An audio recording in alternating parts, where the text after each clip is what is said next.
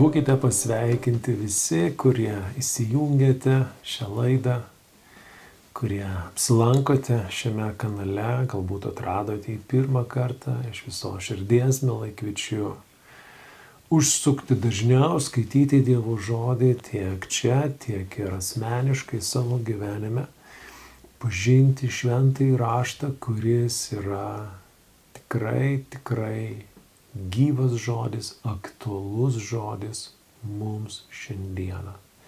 Tai gyvenimo instrukcija, tai gyvenimo vadovėlis, mokantis mums išmintingai rinktis ir išmintingai statyti savo gyvenimą. Ir šiandieną mes pratęsime skaityti Luko Evangelijos 11 skyrių jau. Poroje laidų mes skaitėme šį skyrių ir šioje laidoje mes pratęsime. Jei kartais neklausėte, neskaitėte šios skyriaus iki šiol, kviečiu atrasti tas laidas, perklausyti ir pasigilinti į šį tekstą. Taigi mes sustojome praeitą sykį 28 eilutė, kurioje Jėzus sakė, labiau palaiminti tie, kurie klausosi Dievo žodžio ir jo laikosi. Štai, tai yra atrama, tai yra pamatas šiam mūsų siekiui skaityti Dievo žodį, jį suprasti ir gyventi pagal jį. Nes Jėzus sako, palaiminti tie žmonės, laimingi tie žmonės. Štai dėl ko sakau, kad ši knyga yra kelias į gyvenimą, laimingas žmogus. Kas nenori būti laimingu?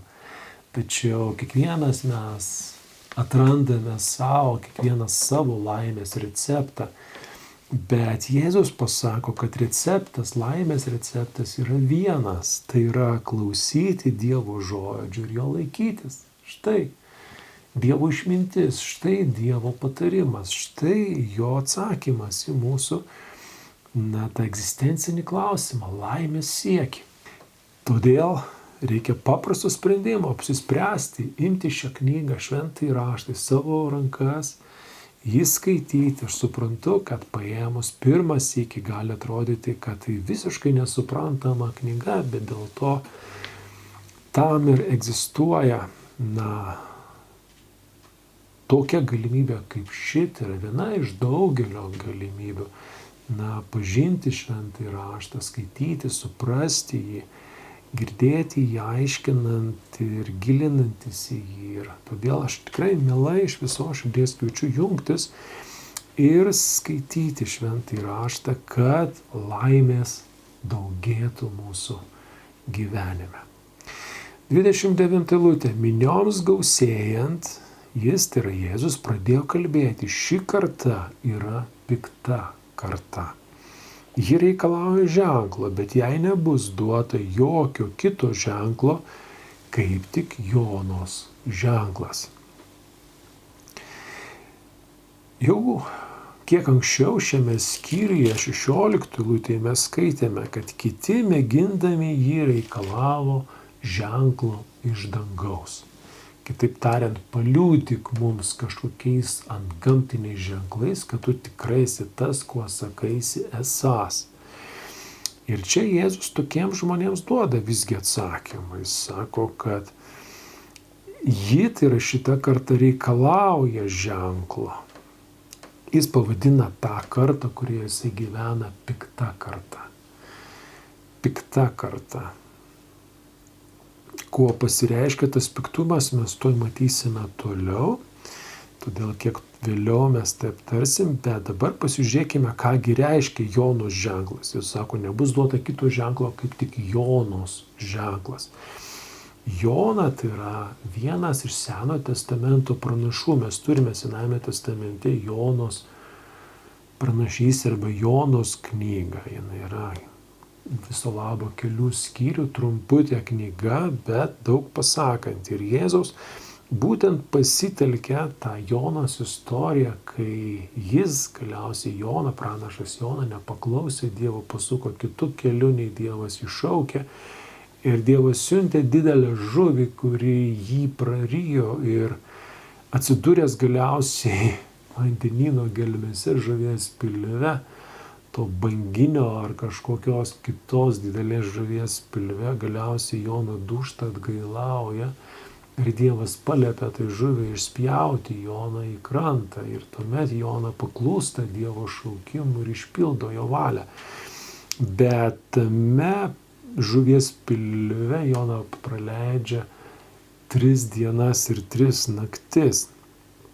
Ir Jėzus pasitelkia būtent šią detalę tos istorijos ir pavadina tai ženklu savo atveju. Pasižiūrėkime, kaip Jono buvo ženklas Nineviečiams, taip žmogaus sūnus bus šiai kartai. Pietų šalies karalienė teismo dieną prisikels drauge su šios kartos žmonėmis ir juos pasmerks, nes jie atkeliavo nuo žemės pakraščių pasiklausyti Saliamono išminties, o štai čia daugiau negu Saliamonas.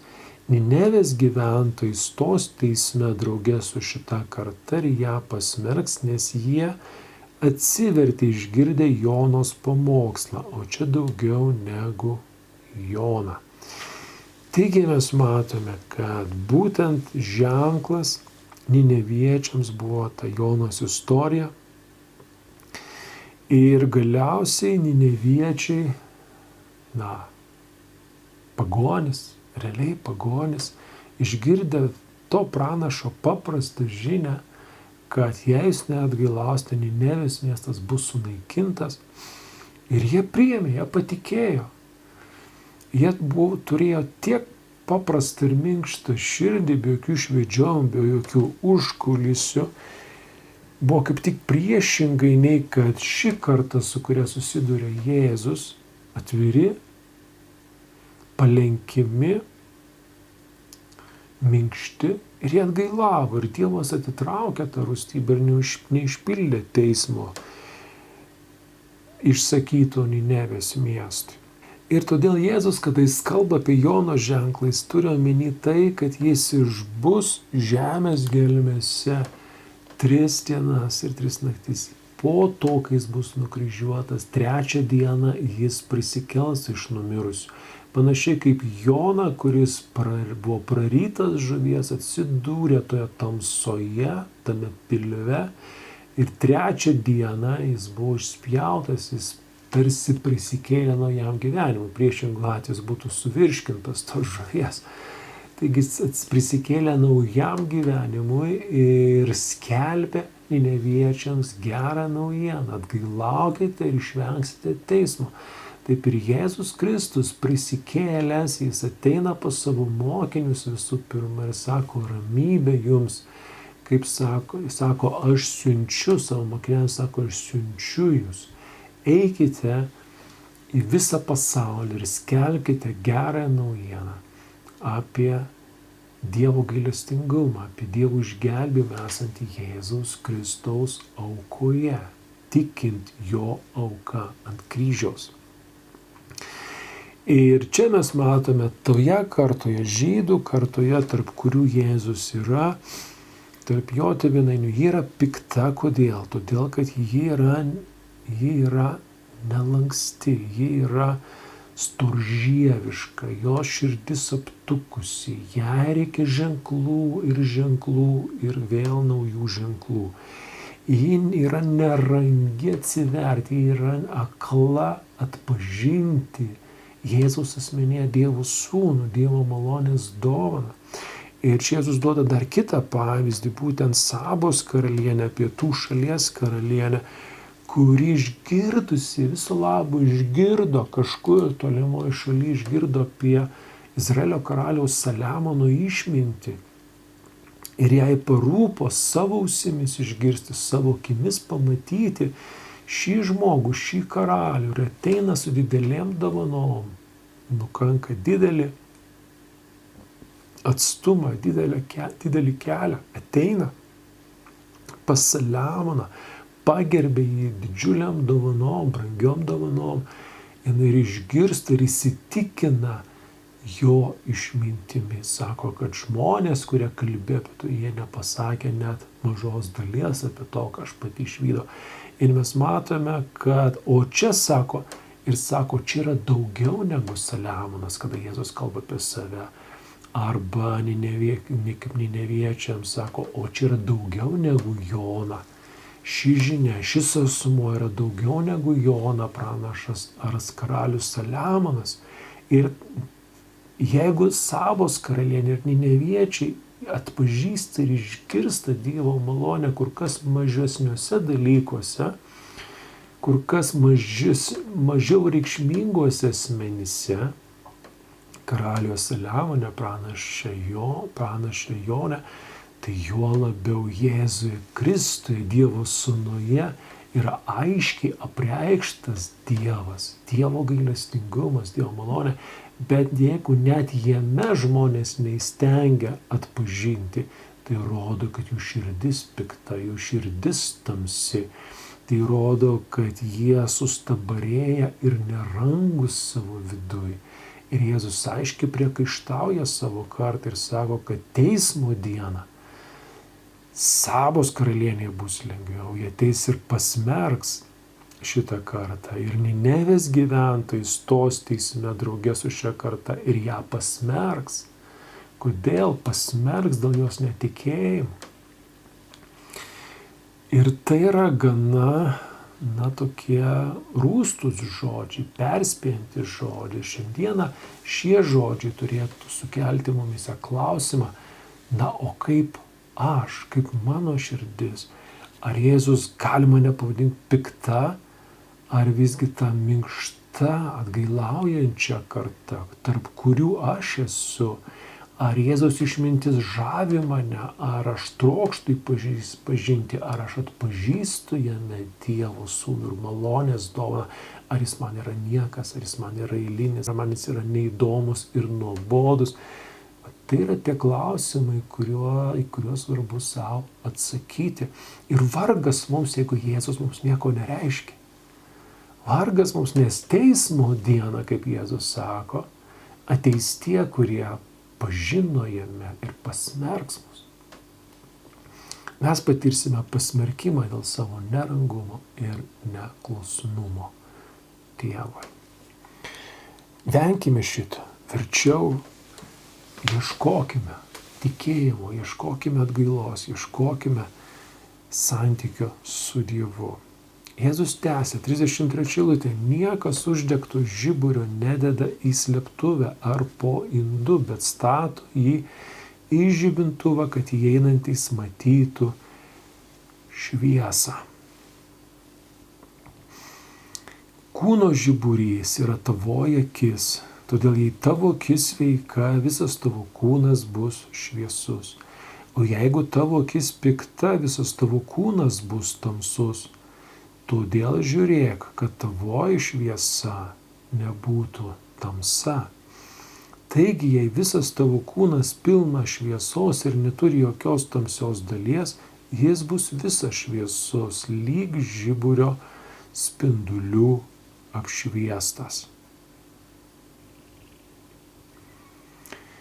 Taigi, Jėzus čia kalba apie kūną ir kūno žiburį akį.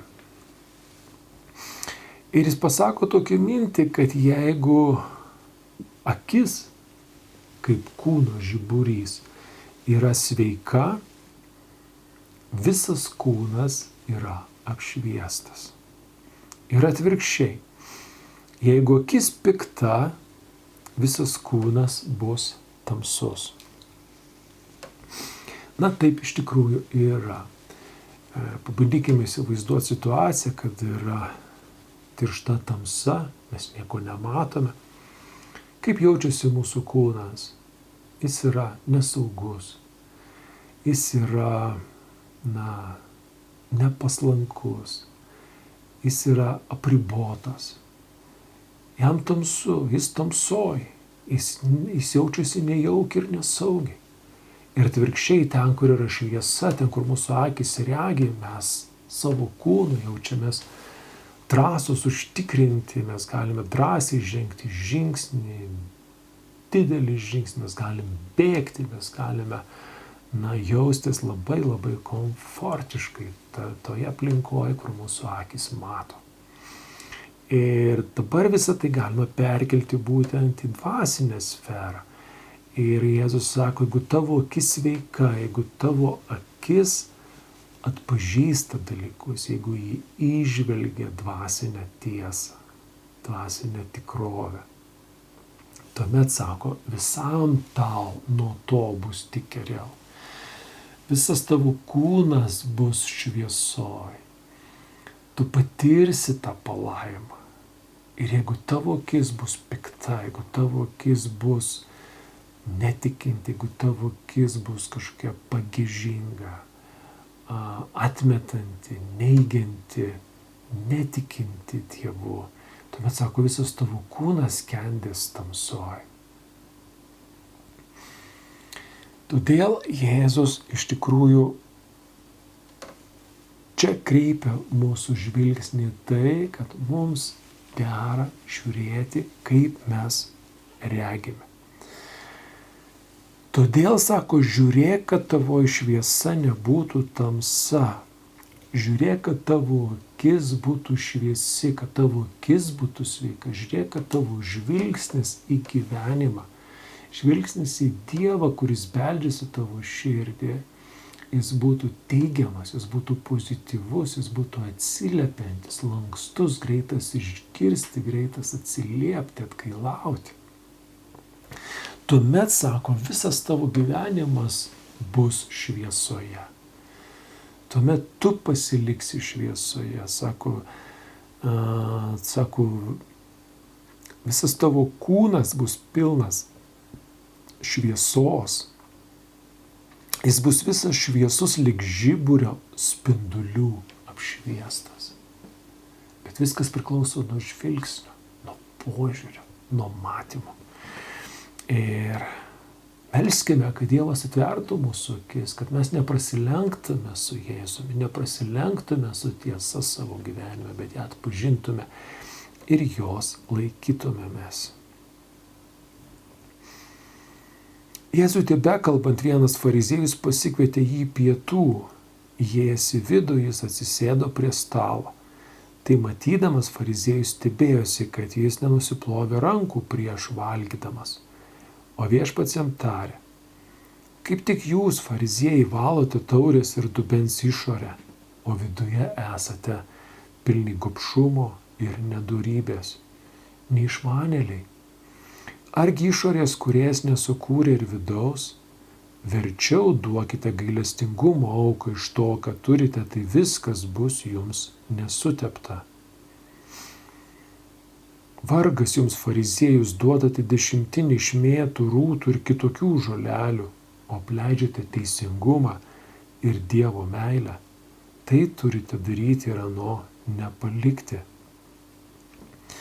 Ir čia mes matome praktinę situaciją, ir čia mes pamatome, ką Jėzus turėjo omeny, sakydamas, kad ši karta yra pikta karta. Ką Jėzus turėjo omeny, sakydamas, kad akis yra pikta, kad akis yra tamsa, kad kūnas pasilieka tamsoje. Čia mes matome tą praktinę iliustraciją, čia mes matome, ką Jėzus iš tikrųjų turi omenyje. Jėzus yra pakviečiamas pietų. Vieno iš fariziejų, vieno iš dvasinio elito tuometinio. Ir Jėzus, nežinia, sąmoningai ar nesąmoningai, jisai nenusiplauna rankų pagal tą paprotį, kurį buvo fariziejai pratę plauti rankas prieš valgant. Ir šis Jėzaus veiksmas be galo papiktina fariziejų. Ir žinodamas tas mintis, Jėzus, ima kalbėti. Ir jis pabrėžia tokią savybę, kad fariziejams būdinga valyti taurės ir dubens išorę, o vidų apleisti. Kitaip tariant, Jėzus sako, jūs rūpinatės labiau savo apeigomis, savo tradicija, jūs rūpinatės savo papročiais, jūs rūpinatės išoriniu pamaldumu. Žmonėms regimo pamaldomis, rūpinatės taisyklėmis savo susikurtomis, bet, sako, jums visai nerūpi vidinės vertybės, kaip tik kurias Dievas ir pabrėžia, ir jis pamini gailestingumą, teisingumą Dievo meilę. Jis sako, jūs aukojate 10 nuo krapų, mėtų, kitų žolelių, nuo kmynų. Jūs tas smulkės kruopeles jūs skaičiuojate ir 10 dalį, 10% nuo to derliaus jūs atnešate kaip auką pagerbti Dievą. Jūs tokie smulkmeniški, kad nenusižengtumėte šitai taisyklė, jūs išoriškai tai darote ir rodote, kaip svarbus yra jums Dievas. Bet Jėzus sako, jog tai yra tas išorinis pamaldumas, sako, jūs apleidžiate. Jeigu jūs darytumėte ir tai, kas svarbu viduje, ir tai, kas iš išorės, tai dėrėtų, bet kadangi jūs susitelkėte tik ties išoriniais dalykais, o tai, kas svarbiau Dievo, kai jūs apleidžiate, tai yra neišmanu, Jėzus sako, neišmanėliai, ir tai yra veidmainystė. Ir Jėzus apkaltina fariziejus, tos dvasinius lyderius, dvasinį elitą, kuris Dievo žmonių akise buvo gerbiamas ir liaupsinamas. Jėzus taiga niekais paverčia jų visą pamaldumą. Ir sako, tai yra nieko verta. Žmonės galvoja, kad jūs dvasingi, bet Dievas galvoja, kad jūs neišmanėliai ir veidmainiai. Taigi štai mes matome, kaip paprasta iš tikrųjų gyvenime apsigauti. Apsigauti tiek pačiam, tiek vertinant kitus, nežinant, kaip iš tikrųjų ir ką iš tikrųjų žmogus vertina ir brangina. Taigi, tai moko mus iš tikrųjų pabrėžti savo gyvenime tai, kas iš tikrųjų turi ypatingą vidinę vertę, kurią pats Dievas ir išsako ir pabrėžia. Jeigu tas fariziejus iš tikrųjų mylėtų Dievą ir iš tikrųjų brangintų tas vertybės, kurias Dievas brangina, tas Jėzaus veiksmas, kad jis nenusiplovė rankų prieš valgį, jo nebūtų kažkaip tai sunervinęs, suerzinęs. Kodėl? Todėl, kad jis būtų vadovavęsis gailestingumu. Sako, kaip Jėzus sako, verčiau duokite gailestingumo auką. Kitaip tariant, verčiau parodykite gailestingumą tam, kuris elgiasi kitaip, nei kad jūs esate pratę matyti. Parodyk gailestingumą, parodyk tą kilniaširdiškumą, parodyk kantrumą, parodyk brandą vidinę. Ne? Na ir toliau, 44 eilutė mes skaitome, vargas jums veidmainiai, rašto žinovai ir fariziejai, esate lyg apleisti kapai, kurio žmonės nepastebėdami mindžioja. Tada vienas įstatymo mokytojas atsiliepė, mokytau, taip kalbėdamas tu ir mus įžeidi. Reiškia, mes matome, kad tiek fariziejai, tiek rašto mokytojai pasijautė įžeisti Jėzaus žodžių. Taigi mes matome, kad Jėzus nesibodi kalbėti aštriai, nesibodi kalbėti tiesos, nors ji ir yra aštri.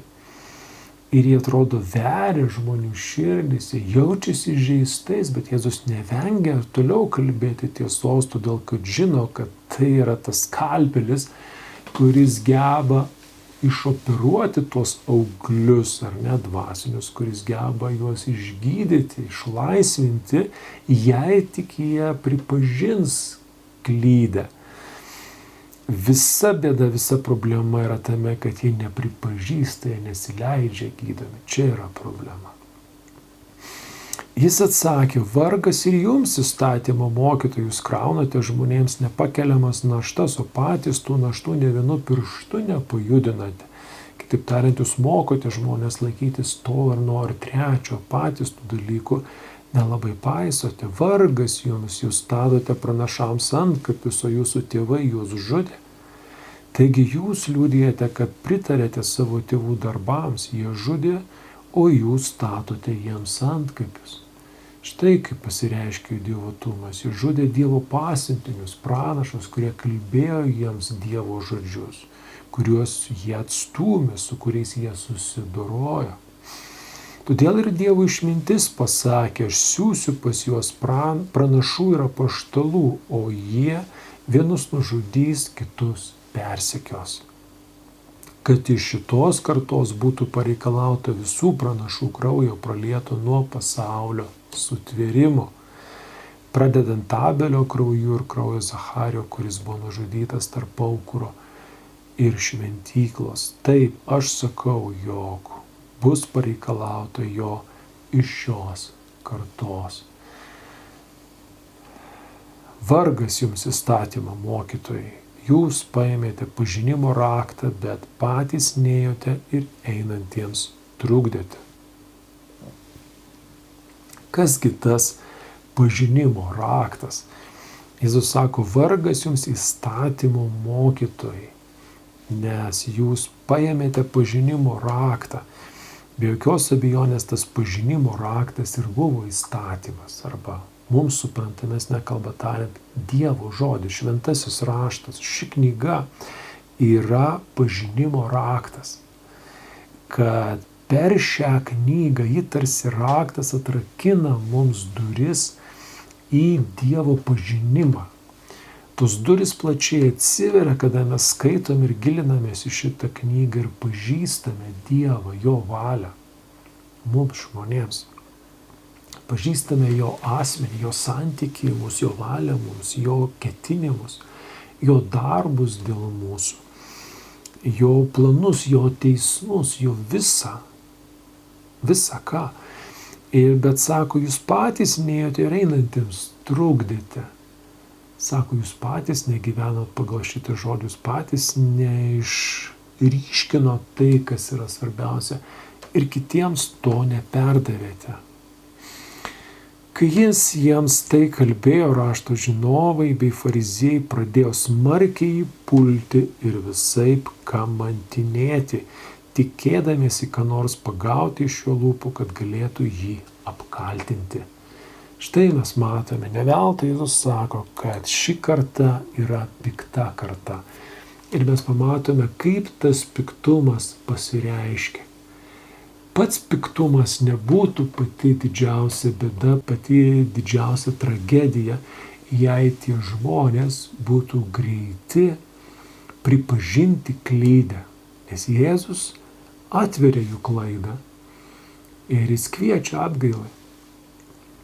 Bet jie nepripažįsta klydę, jie įsižeidžia, jie įsiskaudina, jie užsidaro, jie bando keršyti, jie bando priešintis. Pasakyta, jie pradėjo smarkiai jį pulti, visaip kamantinėti, siekdami atrasti, kuo jį apkaltinti. Kitaip tariant, vietoje atgailos sudužimo kyla priešiškumas, kyla pyktis ir noras, troškimas susidoroti, kurį jie laiko atėjus ir įkūnys, įgyvendins. Jie susidoros su Jėzu, jie atiduos jį teismui, jie atiduos jį kryžiui, išsireikalaus, kad jis būtų nukryžiuotas, nubaustas mirtimi. Taigi čia kyla klausimas dabar ir mums, kur mes esame, kokia karta mes esame. Pikta, kaip ana žydų karta, tarp kurios gyveno Jėzus. Ar mes esame minkšta ir atgailaujanti karta, kaip Sabos karalienės karta, kaip Ninevės miesto žmonės, kurie atsiverčia išgirdę Jonos žinią. Kaip mes priimame priekaištą savo atžvilgiu, pagrįstą, teisėtą Dievo priekaištą savo atžvilgiu?